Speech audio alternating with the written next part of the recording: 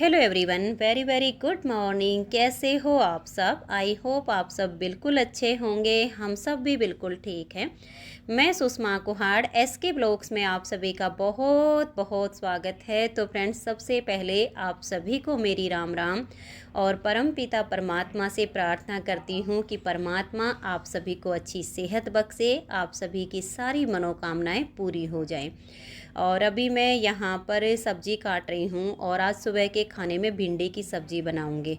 तो भिंडी में प्याज मैं थोड़ी सी ज़्यादा डालती हूँ, तो मैंने पहले प्याज काट के और उसको मैंने भुनने के लिए रख दिया है। गैस का फ्लेम मैंने मीडियम किया हुआ है कि धीरे धीरे प्याज पक जाएगी। और भिंडी मैं यहाँ पर बैठ के काट लेती हूँ, क्योंकि एक तो आज पहले ही मेरी कमर में बहुत ज़्यादा दर्द है और फिर मशीन भी लगानी है, कपड़े भी धोने हैं, तो सब काम करते करते वैसे ही कमर जवाब दे जाएगी। तो फिर मैंने सोचा कि भिंडी मैं बैठकर काट लेती हूँ, तब तक मेरी प्याज भी भुन जाएगी।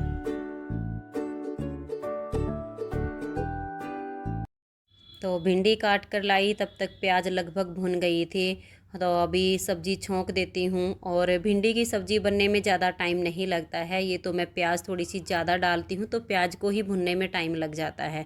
तो अभी भिंडी बनेगी, तब तक मैं साथ के साथ आटा लगा दूँगी। थोड़े से बर्तन पड़े हैं, उनको साफ़ कर दूँगी। और पोछा तो आज मैं कपड़े वगैरह धोने के बाद ही लगाऊंगी, क्योंकि कपड़े धोऊंगी तो फिर पूरे घर में इधर से उधर बार बार जाना पड़ेगा, तो फिर से लगाना पड़ेगा। इस वजह से मैंने पोछा नहीं लगाया है। बाकी सफाई का काम करके फिर मैं सीधा खाना बनाने ही लग गई हूँ। तो अभी सब्जी बना के साथ के साथ रोटी बना के और सबको खाना खिला दूँगी। और मशीन लगाई हुई है, कपड़े बाद में एक साथ ही धोऊंगी। सोचा कि फिर अगर मैं एक बार कपड़े धोने लग जाऊंगी तो फिर खाना बनाने में लेट हो जाऊंगी, और इस वजह से सबको खाना खिला के यहाँ के काम से फ्री हो जाऊंगी, फिर आराम से अपना कपड़े धोती रहूंगी। तो इधर खाना मैं बना रही हूँ, सासू माँ अपना खाना खा रही है, तो आप सब भी आ जाइए और सुबह का खाना हमारे साथ खा लीजिए।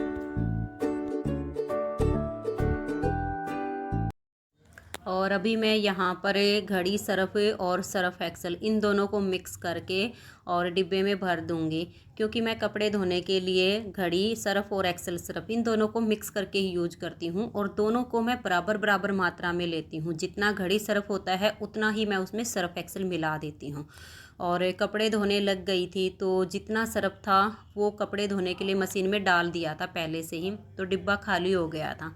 फिर मैंने सोचा कि एक बार के कपड़े धो के ड्राई करने के लिए डाल दिए हैं, दूसरी बार के धुलेंगे, तब तक खाली खड़े होके क्या करूँगी। सर्फ़ को मिक्स करके और डिब्बे में भर देती हूँ, तो ये भी काम हो जाएगा। ये अभी 2:30 बजे का टाइम है, सारे कपड़े धुल गए हैं और सारे कपड़े एक साथ ही मैं यहाँ पर सुखाने के लिए लेकर आई हूँ। और पहले तो मेरी मशीन जो दूसरे साइड वाली बालकनी है यहाँ पर रखी हुई थी, लेकिन अभी लगभग 1 महीना पहले मैंने यहाँ से मशीन उठा के बच्चों वाले रूम में जो बाथरूम है उसमें सेट कर दी है। क्योंकि सुबह बहुत ही तेज़ धूप निकलती है और लगभग दोपहर बाद तक यहाँ पर धूप रहती है, तो इतनी तेज़ धूप होने के कारण मुझे लगा कि मशीन ख़राब हो जाएगी और जो मशीन की बॉडी है वो भी कमज़ोर पड़ जाएगी, क्योंकि बहुत तेज़ धूप निकलती है। तो इतनी धूप में प्लास्टिक बॉडी होती है तो ख़राब होने का डर रहता है। तो मैंने सोचा सर्दियों में तो थोड़ी सी देर धूप आती थी, फिर छाया आ जाती थी, लेकिन गर्मियों में यहाँ पर लंबे टाइम तक धूप रहती है, इस वजह से मैंने उसको बाथरूम में सेट किया हुआ है। और फिर वहाँ पर कपड़े धोने की वजह से ये होता है कि मैं वहाँ पर कपड़े धो धो के और चेयर पे रखती रहती हूँ ड्राई करके। बाकी के जो बचते हैं उनको टब में रख लेती हूँ, फिर सुखाने के लिए एक बार में ही यहाँ बाहर लेकर आती हूँ। नहीं तो बार बार गिले पैर बाथरूम से इस बालकनी तक आते हैं तो कुछ ज़्यादा ही बुरा हाल हो जाता है घर में। वैसे मैंने पोछा अभी नहीं लगाया है, कपड़े सुखाने के बाद ही लगाऊंगी, लेकिन फिर भी मैं सोचती हूँ जितना कम से कम घर में गंदा हो उतना ही अच्छा रहता है, उतनी सफाई जल्दी से हो जाती है। तो अभी सारे कपड़े सुखा देती हूँ और कपड़े सुखाने के बाद फिर मैं पोछा लगाऊंगी।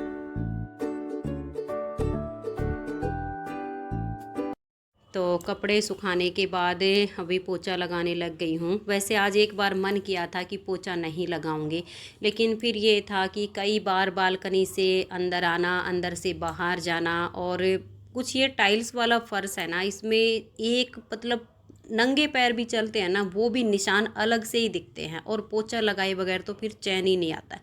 फिर सोचा कि चलो ये लास्ट काम बचा, इसे भी कर ही देती हूँ। और मैं पोछा लगा रही हूँ। इधर वाले रूम में तो विशाल के पापा जी खराटे मार के सो रही हैं और दूसरे वाले रूम में सासू माँ सो रही है। इतना मतलब चैन से सो रहे हैं जैसे कोई रात को सोता है ना, ऐसे सो रहे हैं।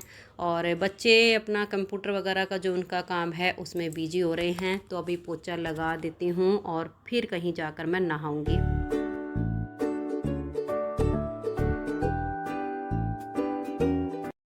तो अभी शाम के 4 बज गए हैं और अपने सब काम से फ्री होके नहा धो के अभी मैंने अपने बालों में कंघी की है और चोटी बना लेती हूँ साथ के साथ, क्योंकि मैं अपने बालों को खुला कभी भी नहीं छोड़ती हूँ, हमेशा चोटी बना के रखती हूँ।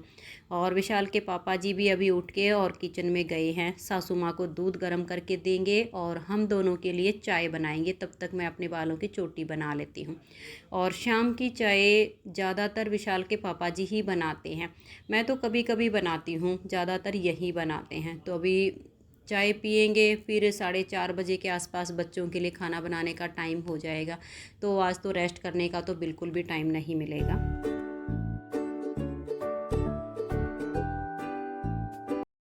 तो अभी ये 4:30 बजे का टाइम है और चाय पीने के बाद फिर विशाल के पापा जी तो चले गए हैं गांव में दूध लेने के लिए। और मैं अभी किचन में आई हूँ तो बच्चों के लिए कुछ खाने के लिए बना देती हूँ। तो विशाल ने कहा है कि मम्मी थोड़े से नमकीन चावल बना देना, कुछ और खाने का मन नहीं है। तो उसी की यहाँ पर मैं तैयारी कर रही हूँ। तो नमकीन चावल बनाने के लिए मैंने चावल साफ़ करके रख दिए हैं और यहाँ पर मैं आलू प्याज टमाटर इनको छील लेती हूँ और फिर साथ के साथ मैं इनको बारीक बारीक काट लूँगी और इधर छोंक बना दूँगी, जीरे का ही छोंक लगा के बनाती हूँ।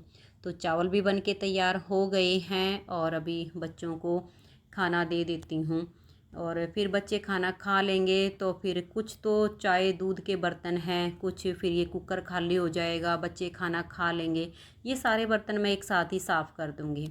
तो आप सब भी आ जाइए, यम्मी से नमकीन चावल बने हैं। कुछ लोग इसको नमकीन पुलाव भी बोलते हैं, लेकिन हमारे यहाँ तो नमकीन चावल ही बोलते हैं। तो आप सब भी आ जाइए और नमकीन चावल खा लीजिए। अनुज तो सिर्फ ही घी के साथ खाता है और विशाल इसमें घी भी डालता है और ऊपर से बारीक बारीक कटा हुआ कच्चा प्याज डालता है। तो विशाल के थाली में मैंने कच्चा प्याज डाल दिया है, अनुज की थाली में सिर्फ घी डाला है। तो दोनों बच्चों को खिला देती हैं, बच्चे खाना खा लेंगे, तब सारे बर्तन वर्तन साफ करके तब मैं आप सबके साथ बैठकर थोड़ी सी देर बात करूँगी। राम राम जी, कैसे हो आप सब। SK ब्लॉग चैनल में आप सभी का एक बार फिर से बहुत बहुत स्वागत है। और अभी शाम के 5:30 बज गए हैं, बच्चों को खाना खिला के बर्तन साफ करके और अभी मैं बालकनी में आई तो थी कपड़े उतारने के लिए, क्योंकि सारे कपड़े बिल्कुल अच्छे से सूख चुके हैं। लेकिन फिर सोचा कि बहुत ही ठंडी ठंडी सी हवा चल रही है, मौसम एकदम सुहावना सा हो गया है, तो पहले बैठ के आप सबके साथ थोड़ी सी देर बात कर लेती हूँ और थोड़ी देर बुनाई का काम कर लेती हूँ, फिर बाद में कपड़े उतारूँगी। क्योंकि आज मैं कपड़ों की तय नहीं लगाऊँगी, बहुत ज़्यादा थक चुकी हूँ, सुबह से काम में लगी हुई हूँ। आज तो मुझे 5 मिनट भी रेस्ट करने का टाइम नहीं मिला है, वरना तो डेली मुझे 1 घंटे का टाइम मिल जाता था। लेकिन जिस दिन मशीन लगाती हूँ उस दिन समय बचना मुश्किल हो जाता है और ऐसे ही काम करते करते थोड़ी बहुत एक्स्ट्रा साफ़ सफाई में अगर लग जाते हैं तो फिर तो बिल्कुल भी टाइम नहीं बचता है। तो आज तो कुछ ऐसा ही हुआ है, 1 मिनट का भी टाइम नहीं मिला। और सच बताऊं तो इस टाइम पे बहुत ही ज़्यादा थकावट महसूस कर रही हूँ, आंखें भी बिल्कुल थक गई हैं, मन कर रहा है कि थोड़ी सी देर में लेट कर सो जाऊँ, लेकिन 5:30 बज गए हैं, सो भी नहीं सकती हूँ। क्योंकि अभी तो मैं एक सैंपल तैयार करूँगी, फिर ये सारे कपड़े उतारूँगी, एक वीडियो बनाने की तैयारी करूँगी, फिर कुछ वीडियो क्लिप वगैरह जितनी छांट पाऊँगी उतनी छांट दूँगी। बाकी का जो काम बचेगा फिर रात का खाना वाना बनाने के बाद किचन से जब फ्री हो जाऊँगी तब जाके फिर मैं अपना जो बाकी का बचा हुआ वीडियो बनाने का काम है उसे कंप्लीट करूँगी। तो किसी किसी दिन तो सुबह से कब शाम हो गई पता भी नहीं चलता है। और बहुओं की तो ज़िंदगी ऐसी होती है, सुबह से शाम तक काम करने में ही निकल जाता है, टाइम पता ही नहीं चलता है कि समय कब बीत गया है। और जब जैसे शादी से पहले मायके में थी, तो अगर किसी दिन थोड़ा सा एक्स्ट्रा काम कर देती थी ना, तो माँ कहती थी कि मेरी बेटी तो बहुत ही कमेरी है, बहुत ही काम करती है, बहुत ही प्यारी सी बेटी है। तो सच बताऊँ तो जो काम करके एक अंदर से थकावट होती थी ना, वो सारी कब उतर जाती थी पता भी नहीं चलता था। लेकिन फिर कभी कभी सोचती हूँ कि ससुराल में आने के बाद इतना सब कुछ बदल कैसे जाता है। सुबह से लेकर शाम तक बहू सबकी सेवा करना, सारा काम करना, मन लगा के काम करना। लेकिन मतलब घर में कोई भी ये कहने वाला नहीं होता है कि हमारी बहू बहुत काम करती है और बहुत अच्छी है। बहू के लिए इतना ही शब्द काफ़ी होता है कि अगर कोई ये कह दे कि हमारी बहू बहुत काम करती है, इससे ज़्यादा उसे कुछ नहीं चाहिए होता है। लेकिन उल्टा बहुओं को तो ये सुनने को मिल जाता है कि बहुएं काम करने के लिए होती हैं। ये मेरा खुद का एक्सपीरियंस है कि बहुएं सिर्फ काम करने के लिए होती हैं। तो कभी कभी मैं ये सोचती हूँ कि क्या भगवान ने बहुओं को सिर्फ काम करने के लिए बनाया है, या काम करने की मशीन बना दी है बहू, कि बहू के अंदर कोई फीलिंग नहीं होती है, बहू की कोई भावना नहीं होती है, उसको कोई दुख तकलीफ नहीं होता है, सिर्फ वो काम करने के लिए बनाई है। और जहाँ तक मेरी ज़िंदगी का अनुभव है, जो मैंने देखा है, सुना है, 95% बहुओं के साथ यही होता है कि उनको यही सुनने को मिलता है कि बहुएं काम करने के लिए ही होती हैं। तो कभी कभी मैं सोचती हूँ कि बहुओं को ये क्यों नहीं बताया जाता कि ये तुम्हारा अधिकार है। उसको हमेशा उसके फ़र्ज और कर्तव्य ही क्यों याद दिलाए जाते हैं, उसको कभी कभी उसके अधिकार भी याद दिलाने चाहिए। और आज तो सुबह से अब तक काम करते करते बहुत ही ज़्यादा थक गई हूँ। सच बताऊँ, मायके में होती तो अब इसके आगे एक भी काम नहीं करती, लेट जाती। लेकिन किसके भरोसे छोड़ के लेटूंगी, अभी तो बहुत सारे काम करने हैं, बहुत सारी जिम्मेदारी हैं। और एक बहन ने कमेंट्स किया था कि बेटों से कुछ काम करवा लिया करो। तो बहन, वैसे तो आपका कहना बिल्कुल ठीक है कि बेटों से कुछ काम करवा लिया करो, लेकिन फिर वही बात है, बेटों से क्या काम करवाऊँ? झाड़ू पोछा बर्तन कपड़े, ये सब काम बेटे करते हुए अच्छे भी नहीं लगेंगे। और जहाँ तक मैं एक माँ हूँ और बच्चों के बारे में सोचती हूँ, तो मुझे ये लगता है कि बच्चों की जो अभी उम्र है ना, इनको अपने हिसाब से जीने दूँ, इनको अपने हिसाब से खुश रहने दूँ। क्योंकि जिम्मेदारी हर किसी के ऊपर पड़ती है, और जब घर गृहस्थी की जिम्मेदारी पड़ती है ना, तब किसी की ज़िंदगी में भी चैन नहीं बचता है, आराम नहीं बचता है। काम करने की सारी उम्र पड़ी है, अभी बच्चे हैं, इनको मतलब अपनी ज़िंदगी में खूब इंजॉय करने देती हूँ। जो मतलब मेरी तमन्नाएं अधूरी रह गई हैं, वो बच्चों को पूरा करने देती हूँ।